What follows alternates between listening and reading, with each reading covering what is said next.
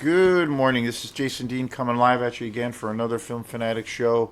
It is 9:22 on a Wednesday morning, so I hope everyone's doing good. It is a nice snowy winter day. We haven't had a whole lot of snow so far in 2025. It still feels strange saying that it's 2025. But yeah, we haven't had all that much snow. We had some snow. The one thing that was really awesome is we had a white Christmas this year, which was pretty fabulous. We had a pretty big snowstorm on Christmas Eve, and then it snowed on Christmas morning, and that was really nice. And then I think we had like one other day before Christmas where it did snow, like this week before. We got some snow, and then I think we had some another day where we had a relatively decent snowfall, but nothing like substantial. Even today is I think we're only going to get 3 or 4 inches, but it's pretty snowy, it's pretty heavy, and it's sticking enough to where I've had today's my first snow day from school, so that's nice. So it's a nice kind of chill day today of just relaxing and doing this video. And supposed to have rehearsal tonight, but we'll see how things go with the weather. So anyway, so thanks again to all the folks who have been again commenting on this, on the videos on this channel. It's it's one of the main reasons I do it and keep doing it. My thing is to, like, if I can bring a movie to an audience or to anybody out there who cares, and movies that, especially movies that I feel are not talked about, super underground, especially when it comes to the world of exploitation.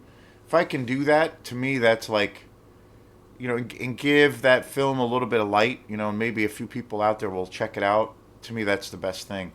And then the other thing is, like, I've gotten lots of cool recommendations from people through the comments that people have been that have been commenting on a lot of these videos, and I really appreciate that.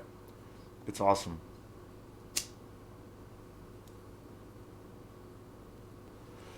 So, yeah, I'm really, really excited about talking about this. This is going to be like a whole series. This is going to be about 5 movies coming your way, all related to the same, more or less, topic. And one of my favorite actors, and also producers, and also a director, multifaceted actor. And I picked up this box set. I think it was my last trip to Bull Moose. I haven't really bought. I don't really have as many. I have I own a ton of movies, but I don't really have a ton of box sets. I have probably my favorite box set that I have is the Friday 13th franchise. Um, I don't really. It is surprising, but I don't own a full box set for a whole lot of films or franchises out there. I own, lots of movies that are connected to a franchise, but I don't really own full box sets per se. And at some point, I'll probably buy more. I don't know. I tend to buy a lot of movies individually, even if they're tied to a franchise. But this last trip that I went to, where I went to Bull Moose in Waterville, I bought this incredible box set, and this is like just amazing. And that is the Paul Naschy collection. So there's 5 movies on this in this box set, and they're just all amazing and incredible. So the next 5 episodes or 5 videos, I'm going to be talking a shit ton about Paul Naschy and all of these amazing films. This is one of the best box sets I've gotten in recent time, and I don't own a ton of box sets, but this is I do own some, but this is just one of the best ones I have come across. I had seen this in the shop or shops a few times, And again, I don't always buy box sets. Like one of my favorite exploitation directors is the amazing Herschel Gordon Lewis. And I remember coming across his there. He has a ton of films, obviously, and I own pretty much all of his films by now. And I had come close a few times to buying the box set, but one of the things that I don't do, I think one of the things that happens for me as far as box sets go is in my travels, a lot of box sets that I've come across don't seem to have a whole lot of special features. They'll they'll give you a really good deal. You'll have a ton of movies or all of the movies pertaining to that maybe that director or that franchise, which is amazing. But I like to nerd out when I watch a film and when I buy a movie. I'm all about the special features, and so I find for a lot of box sets there isn't a whole lot of that included. But I know they do make them, and I know that is a big component. But a lot of the times I don't. It is a good way to just buy all of the movies and really good, really great quality Blu-ray 4K version of that film. But I don't know. Just in my experience, I haven't seen too many box sets that have a ton of special features. So, like for Herschel Gordon Lewis, for instance, instead of buying, and I've seen multiple box sets of his films, I decided to buy each of his film individually, and with that came a shit ton of special features. So that's one of the reasons I did that. This Paul Naschy collection, unfortunately, does not have any special features, but these movies are just so just so fucking awesome, and the quality of the transfer of these movies is just amazing. Like it's kind of jaw dropping. I have a few other Paul Naschy films on DVD, and the quality is, well, dog shit. I mean, really bad. Transfers are terrible. It's all the actual video is like all kind of washed out, and it's really bad. It's I have a couple of his films on DVD that are unfortunately so bad they're almost unwatchable. But I love his films so much that I'll still buy them regardless. The one thing, but I will say the slipcase is pretty awesome. It's got a like stills of Paul Naschy in each of these films, which is pretty cool. It's got a nice little back cover, and there's five discs, and again, the transfer for these movies is just jaw dropping. I will say one of the best transfers of a collection of films that I've ever seen. The one cool thing it does come with is it comes with this really sweet booklet, all about Paul Naschy and his like incredible career. He was such a chameleon as an actor. I discovered him pretty late too. A few years ago, but it's got all this great, all these great things and stories about Paul Naschy as a director. Paul Naschy, the way I discovered him was it was quite a few years ago now, but it was probably about 4 or 5 years ago. I was in Bull Moose, and I happened, I never knew up until about 4 or 5 years ago who Paul Naschy is, and I happened to be in Bull Moose about 4 or 5 years ago, and I came across this one exploitation movie called "The Howl of the Devil," and it was directed by Paul Naschy, and it was put out I think it was put out by Mondo Macabro, which is, I haven't bought any of their releases in a long time just because I haven't come across any. It's kind of weird. I have a shit ton of Mondo Macabre. Mondo Macabre is probably my favorite exploitation label. I mean, they just have an insane amount of movies. Like it's like some of the most underground, bizarre movies I've ever come across. But so I came across this movie called Howl of the Devil, and it was directed by Paul Naschy. And I was sold on the cover. It looked really fantastic. The price was super cheap. Mondo Macabre's prices are just incredible. I think they still are really low. If you're, anyone out there into exploitation movies, if you've come across any Mondo Macabre movie, buy it because no matter what it is, you can't go wrong. Like I kind of feel that way. Even in comparing it to say other labels that are out there, and there's so many great ones, obviously. Vinegar Syndrome, Severin, and Arrow, and the list goes on.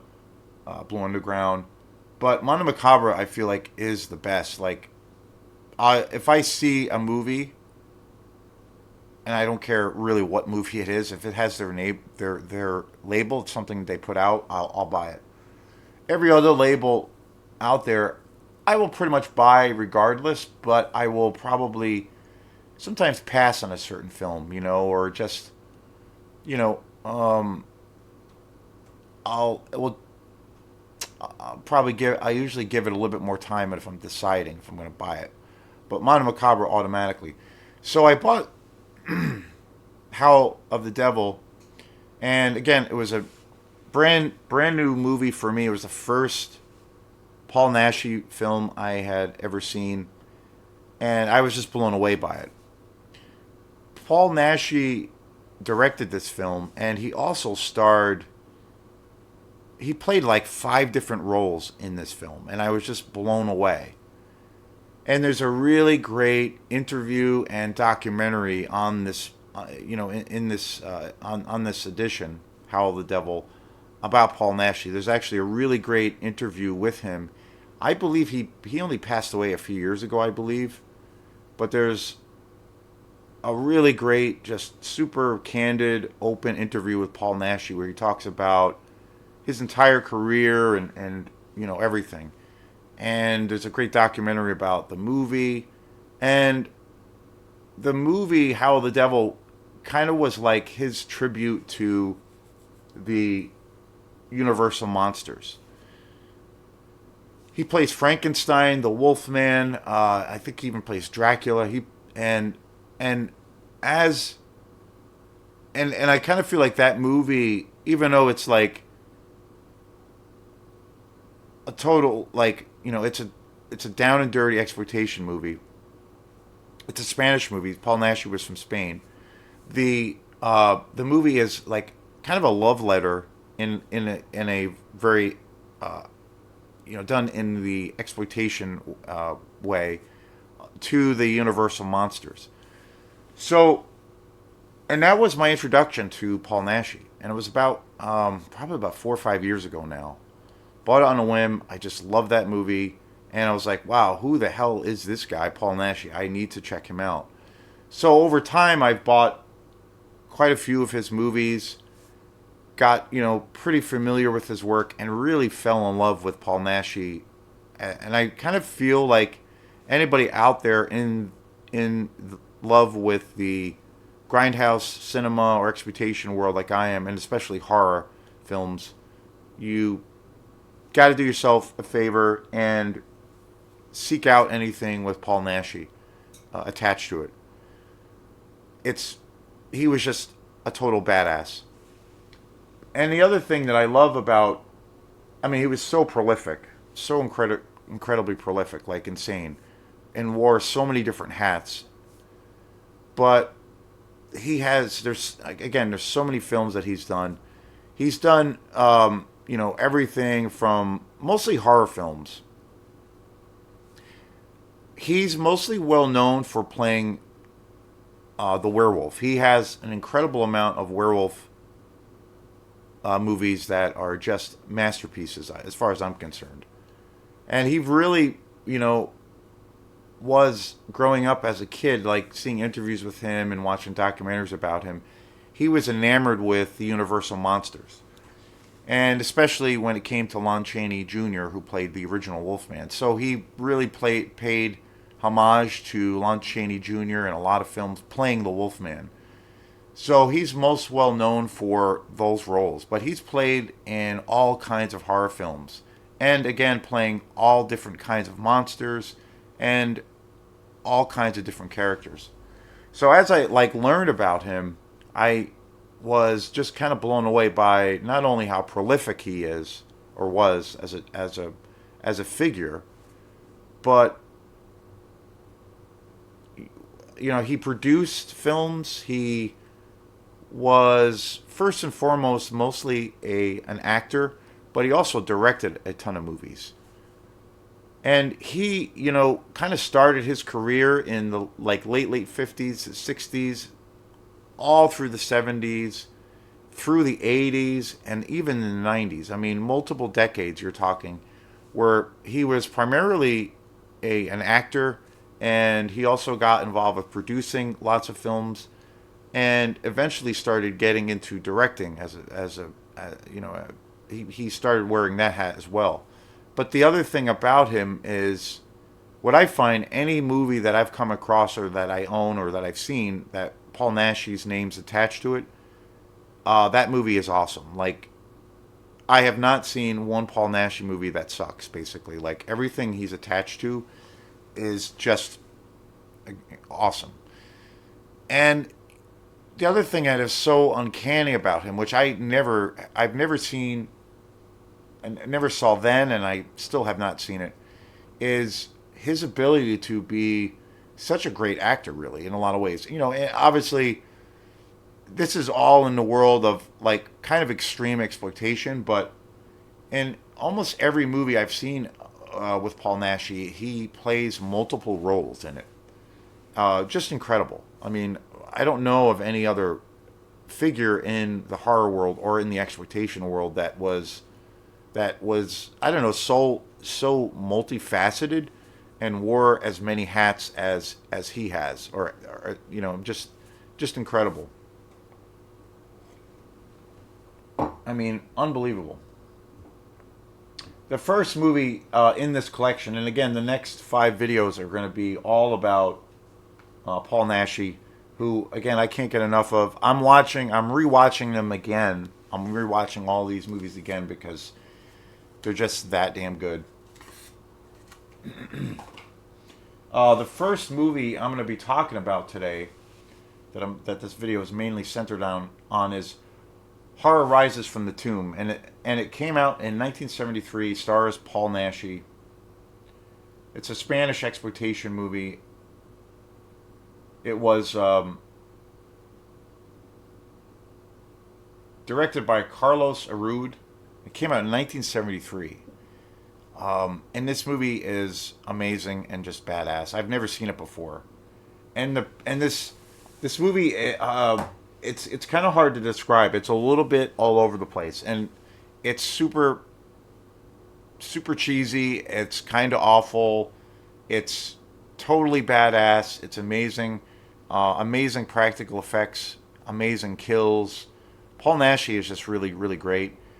One of the things that stands out to me with Paul Naschy is he really reminds me of a young Marlon Brando, particularly in this film, because this is like from '73, so it's old.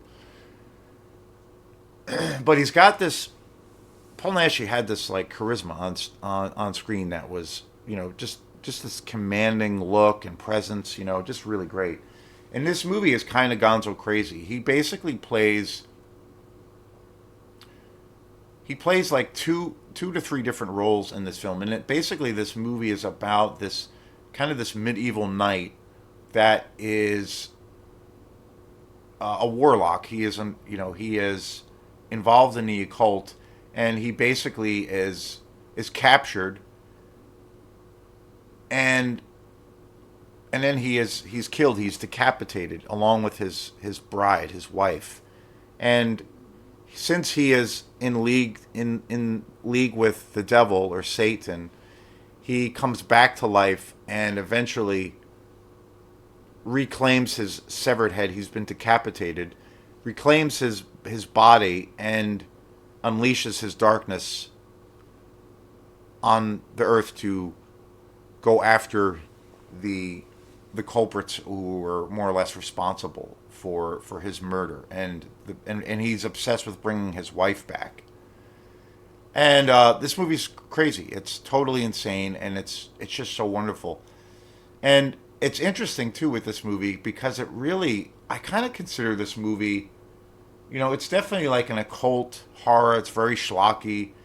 It kind of reminds me of like an old school Hammer film, and again, this came out around that time, so I'm sure the old school Christopher Lee movies had an influence on this movie. It's a Spanish movie. It's super schlocky.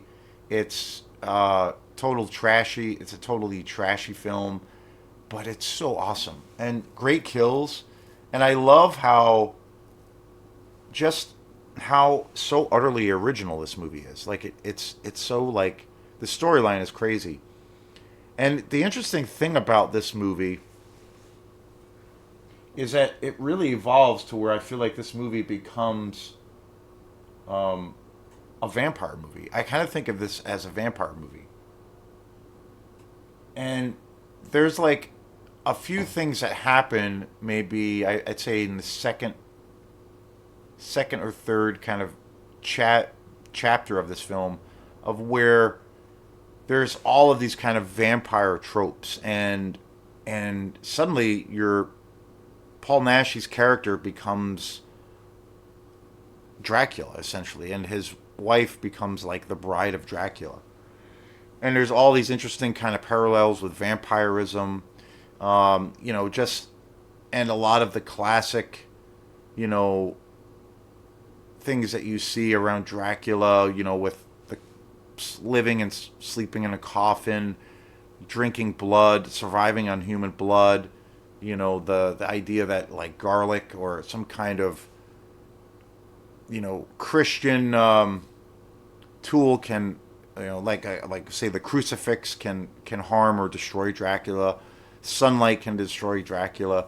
It's also got this area of where there's kind of that sensual, erotic nature of the character, or the monster essentially, played by Paul Naschy, and his wife, his bride. There's that seductive quality. He even has a cape in it. I mean, it's hilarious. It's totally hilarious, but amazing. I totally love this movie.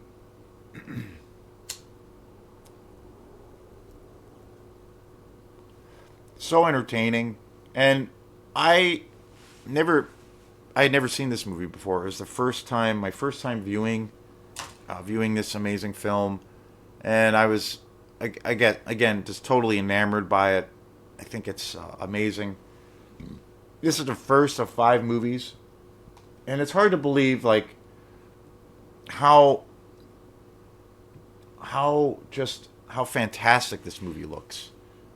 The Again, the restoration of Horror Rises from the Grave is kind of immaculate. Like, it's amazing that in this day and age, these trashy little, incredibly low budget movies, get this, just high quality royal treatment, and you get to see these super underground little gems get, the best treatment that technology can offer. I mean, it's amazing. So I highly, highly recommend Horror Rises from the Grave. It's so just amazing. Paul Naschy rules, and again, this box set is killer. So the next 4 episodes after today, I'm going to be doing. There's going to be 4 more episodes coming up where I'm going to be talking about all of the movies in this incredible box set from one of my favorite actors, and I think one of the most important and one of my favorite figures in the world of horror exploitation. Paul Naschy, he was a legend. It doesn't get any better than his body of work and just him as a figure in the world of horror. And so anybody out there who's not familiar with his work, if you see anything with his name attached, snag it up, because If you like this crap, you will not be disappointed. So thanks again, and we will see you next time. Peace.